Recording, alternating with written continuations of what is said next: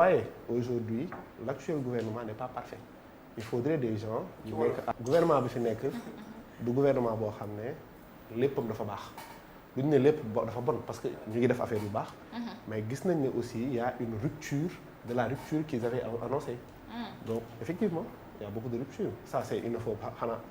ku gumba rek ban rupture mais bëri na parce que dëggantaan nag rupture bi moom ñi koy sentir bëriwul da wala c'est ce que je dis il y a une rupture de la rupture qu'ils avaient annoncé c'est-à-dire ils avaient annoncé une rupture mais ñoom dagg nañu rupture boobu noonu waaw kay c'est une double négation qui devient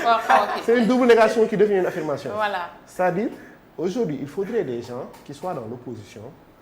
pas dans l'opposition bon pour yàq der rek et tout mais qui soient dans l'opposition constructive pour aujourd'hui su gouvernement bi wàccee yoon ñu delloo leen de manière dans la légalité et dans la légitimité ci yoon pas nag di génn di xeex pas di génn di toj loolu noonu c'est illégal et illégitime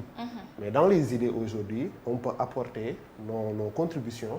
pour aujourd'hui su gouvernement bi wàccee yoon ñu tegale ci yoon quand on parle de rupture aujourd'hui on avait parlé par exemple d'appel à candidature pour man loolu c'est une chose innovatrice boo xam ne mënoon na Sénégal mënoon na ci gagner 5 ans Côte d'Ivoire je vais donner un exemple def nañ guerre at yu bëri mais ba léegi au niveau de l'Afrique de l'Ouest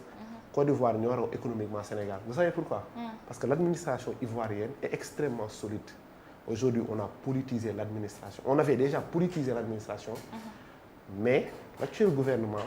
en réalité dafa war a dem ci dépolitisation de l'administration loolu su ko defoon on allait avoir des techniciens au niveau de l'administration ak des postes stratégiques ñoo xam ne dañ mën a yëkkati Sénégal mais quand on politise l'administration dañ ciy gën a dellu ginnaaw on parle par exemple de népotisme loolu certes il y a aucune loi bu koy interdire au Sénégal mais day dégrader la qualité de l'administration parce que népotisme en France c'est très simple mooy nga bénéficier à travers tes positions nga def ay allégeance des membres de ta famille pour ñu mën a bénéficier du pouvoir et c'est ce qui se passe aujourd'hui c'est ça en fait c'est-à-dire actuellement lan nga gis comme népotisme mais il y a plus par exemple quand on voit le ministère des Affaires étrangères ak doomam ça peut être non c'est pas du népotisme parce que yaay ji nommé ko ci ministère bi c'est pas ça la Diomaye moo ko nommé c'est pas ça la définition du ah si parce que boo bëggee wax népotisme mooy koo xamante ni peut-être non seulement mën nga am ay liens de sang mais aussi ngeen nekk ay mbokk moom mu daal lay jël tabb la mais kii biñ koy nommé sax yaa jéegu ko. bon je pense que yaa ngi joxe une définition biaisée du népotisme. jox ma une définition. xam nga la mooy définition du népotisme. en France c'est très simple. à travers ta position. nga def ay allégeance des membres de ta famille. oui c'est ça le népotisme. est-ce que c'est le cas fii. non oui est-ce que c'est le cas fii. ça pourrait être le cas. ah non donc ça pourrait être le conditionnel. est-ce que c'est le cas oui ou non. je donne un exemple. oui en France par exemple. népotisme aujourd'hui. non pas en France on est au Sénégal. non je donne un exemple parce que il faut des éléments de comparaison quand même. il faut des éléments de comparaison. en France népotisme dafa am loi bu koy tere je donne le cas de François Fillon qui n'a jamais été président de la République mais pourtant à travers lui on a tiré une loi bi koy dindi donc aujourd'hui c'est pas parce que effectivement c'est pas aujourd'hui parce qu'on est président rek que népotisme fa la mën a amee on peut être membre du gouvernement et faire preuve de népotisme. mais fii entre népotisme je donne mais kon Mansour Faye son cas c'était pas du népotisme. non fii cas bi la ñuy wax Yassine Fall et sa fille. donc selon toi c'est pas parce que jolu ko ci ministère am que du népotisme. non sans loolu mais moom du moom yaay ji moom moo jël tabb ko mais Diomaye moo ko tabb. nga baal ma je pense que tu as un problème nga baal ma nag. je pense que tu as un problème avec le français. non c'est toi qui as un problème peut-être yow yaa comprendre parce que yow da nga bëgg a indi ay comparaisons yoo xam ne bokkul tu nous parles de France Mansour Faye bokkul. oui c'est à travers sa position ngay def allégeance des membres à ta famille pour ñu dugg. léegi nan lañu defee allégeance man loolu laa lay laajte. en fait fii nii. le cas pourrait être compris. comme ba nga nee pouye moom c'est le conditionnel. mais même Mansour Faye son cas pourrait être compris comme du népotisme Mansour Faye n'a pas de lien. non c'est du népotisme. pourquoi quelle est la différence. Mansour Faye amul benn lien de sang ak Macky Sall. Mansour Faye jàng na c'est son beau-frère. non c'est pas. J'ai envie de demander à Aliou si kaw Mansour Faye comme si kaw Yassine Fall. ce qui est sûr mooy ñun on n'a pas les éléments palpables pour ñu daal di mën taxaw ni kii népotisme la xam nga Mansour Faye dafa dem jàngi keneen ak keneen dafa dem jàngi kii c'est pas parce que Yassine Fall est ministre c'est pas parce que Yassine Fall n'a pas prise sa femme sa fille que mën nañ taxaw wax ni kii népotisme bi ñu koy wax c'est juste que man ministre wala man présidente wala man directrice ma daal di jëm jouer ci sama ay relation ba tey daal di dem jël sama doom non écoute-moi laisse-moi terminer dama ni népotisme man dama ni la népotisme égal exemple man directrice wala man may occuper benn fonction au niveau de l'administration ma jouer ci sama ay relation ba permettre tey sama doom dugg ci administration mu nekk tu me laisses terminer mu nekk ci man wala mu nekk ci keneen mais c'est grâce à moi qu'elle a eu son travail en fait loolu mooy définition népotisme léegi nag le problème avec Yacine Fall a fait ça Yacine Fall ne l'a pas fait on ne sait pas mais ce qu'on sait mooy Yacine Fall la fille de Yacine Fall moom moo nekk directrice benn agence te agence le problème mooy le fait que nga gis Yacine Fall mis gis doomam direction loolu dafay daal di tax indi ay jeexi jaaxa ci bopp nit ñi à tel point que nit ñi dañuy taxaw ñu leen lii ngeen di def népotisme d'autant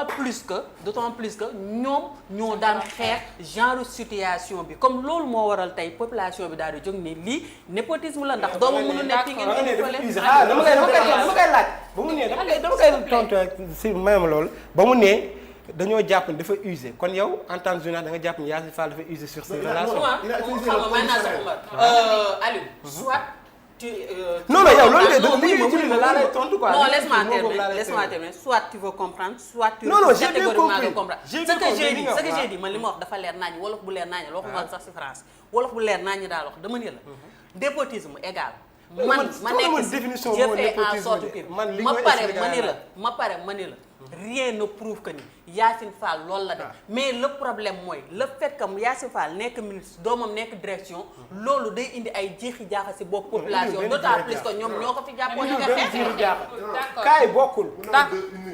je te retire la parole Moussa couper le micro je te retire la parole waaw allez-y vite fait ma jaar loolu yëpp mënoon nañ ko éviter s'il y avait par exemple un appel à candidature qui allait donner beaucoup plus de qualité France naabe yi américain naabe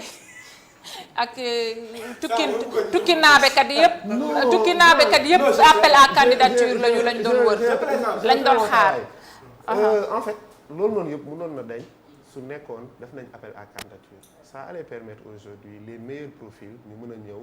yu yëkkati suñu niveau administration te loolu day jëriñ Sénégal bi yëpp donc loolu noonu c'est une rupture aujourd'hui te dina wàññi lu bëri ci affaire immigration parce que ñoom ñi nekk bitim réew dinañ ñëw postuler dinañu ñibbi si rentrer au bercail et cetera ñu nekk bitim réew aujourd'hui peut-être ñu si bëri une déception oui man bitim réew laa jàngee dama jël samay courage à deux mais ñibbi si mais tey ñoom ñëpp xam nañ ne peut-être su appel à candidature amoon boobu ils avaient une forte chance aujourd'hui de se réintégrer au niveau du Sénégal ba pare jàppale administration dafa am doole ci dëkk Sénégal depuis bu ñu commencé politiser administration dañoo gis ne suñu administration baaxul la preuve da nga koy gis dans le quotidien demal ci secteur boo munti nekk pour nga gérer même un petit papier c'est tout à fait un problème parce qu'il n'y a pas une rigueur au sein de notre administration maintenant pour changer loolu yëpp ils avaient une idée extrêmement géniale mooy appeler aujourd'hui les meilleurs profils pour ñu postuler pour réorganiser restructurer suñu administration bu ñu ko dindee par exemple su loolu su amoon débat bi sur le népotisme du am donc il faut des gens yoo xam ne du ñu ñëw di caresser di nekk ci wetu gouvernement pour leen wax ni lu leen neex amulul njëriñ Sénégal certes pouvoir neex na trop mais opposition nous permet aussi jàng grandir ba pare wax suñu akulaay taalaay c'est la raison pour laquelle je maintiens aujourd'hui ma position d'accord ce point bëgg naa si yow waaw allez-y rebondir ci en fait nguur gi dañ leen di comprendre parce que dañoo hérité situation bu compliquée li yàqu si dëkk bi dafa bari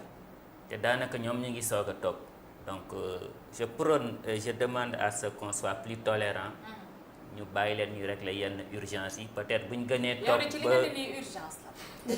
si li urgence la ak leneen urgence yi dëkk bi bari na du lii rek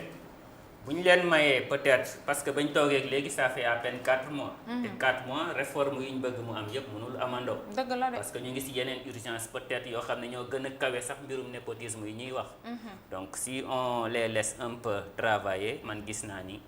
li ñu bëgg yëpp ak li ñu promettre yoon yëpp dinañ ko réaliser parce que le temps est court actuellement nañ tolérant rek. may leen ñu dérouler ndànk-ndànk. juridiquement monsieur Sy gis nañu assise de la justice yi bi passé li ci génn lépp aussi gis nañ ko mais les magistrats disent ñett ci tiers ñëw rax leen noo ko jàngatee même s'ils maintiennent que le président peut rester dans le groupe. J'ai deux problèmes par rapport à ça. xam nga conseil supérieur de la magistrature ñu bëri il se focalise sur le fait que nag président dafay war a des wala waru fi des. et il y a des choses beaucoup plus importantes yu nekk ci biir loi organique bi tënk conseil supérieur de la magistrature. premier bi je suis d'accord ñu bañ ko ubbi parce que bi ma gisee assise bi. vraiment y a des gens qui étaient là-bas. ñoo xam ne pour man amuñ fa seen place. am na nit yoo xam ne tamit woowuñu leen pour man am nañ fa seen place par exemple mënoo def une assise de la justice te woowoo sociologue amul benn logique. mënoo def assise de la justice woo nit yoo xam ne xamuñ dara ci justice amul benn logique. donc aujourd'hui soo ko ubbee dugalaat fa même nit yooyu noonu on aura des problèmes on aura d'énormes problèmes. je donne un exemple bon je n'ai rien contre lui mais Cheikh Bara Ndiaye gis naa ko ci assise de la justice yi. lu mu fay def barki démb maa ngi gis une de ses sorties mu ngi jaawalee LOC ak OPS. par exemple pour moom avec le leviathan loolu moo indi séparation des pouvoirs alors que c'est faux. donc aujourd'hui si on part de ce postulat rek y a un réel problème maintenant concernant magistrat yi jigéen ñi wax nañ dëgg nañ leen bàyyi seen corps ñu liggéey maintenant pour la présence du président de la République moi j'étais dans l'opposition avant Pastef di ñëw j'étais aussi je maintiens aussi ma position le président de la République mën na bañ a nekk ci conseil supérieur de la magistrature que ce soit symbolique ou pas mën na fa bañ a nekk le problème ne se situe pas seulement ci nekkam fa je donne un exemple les magistrats je pense sama frère mu ko fi doon wax keroog ils bénéficient du principe d'inamovibilité un principe en vertu duquel mënoo leen déplacer sans leur consentement avec l'article 90 de la Constitution mais soo demee jël la loi organique bi gérer le statut des magistrats le président de la République peut déplacer le magistrat par le biais de l'intérim et de la nécessité de service loolu c'est un problème extrêmement dangereux parce que le président de la République mën na utiliser la justice pour def ci ay soxlaam loolu c'est à corriger. L'article 139 du code de procédure pénale est à corriger parce que mën nañu def mandat de dépôt 2 ans voire 6 mois voire 2 ans avant ñu lay juger loolu c'est une urgence action récursoire ci biir conseil supérieur de magistrature dafa war a am c'est-à-dire magistrat mënul juum te duñu teg daan ci kawam pas emprisonnement mais magistrat itam dañu war a xool ñu gën a rigoureux ci seen liggéey pouvoir de grâce du président de la République ci biir conseil supérieur de magistrature c'est un problème loolu yëpp c'est à corriger mais pas seulement la présence du président au niveau du conseil supérieur de la magistrature c'est ça en fait la réalité. Très bien.